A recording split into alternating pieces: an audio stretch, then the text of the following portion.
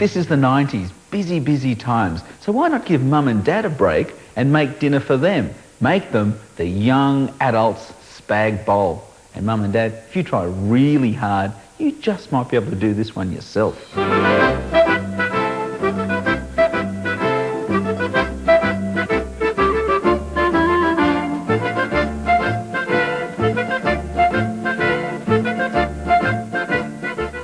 Kitchens can be a dangerous place, so before we get started, how about a few safety tips?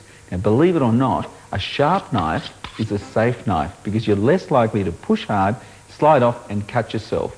And when you're chopping, get your fingers out of the way by simply curling them under.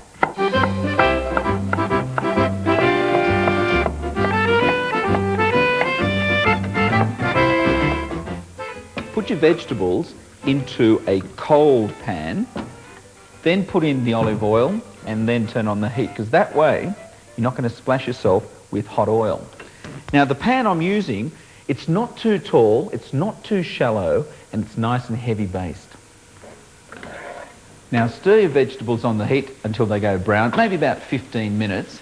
Then add your mince, break it up and cook it through until that goes brown too.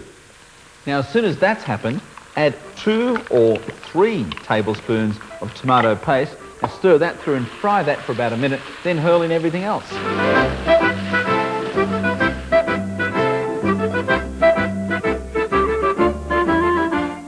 Now all of this has been done on high heat, but when the last of the ingredients goes in, turn it down to low.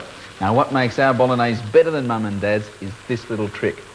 A small slice of lemon peel added in at that point. Stir it through, put the lid on and cook that for about an hour, but very importantly, check that it doesn't dry out. Add a little bit of water if needed, but better still, beef stock.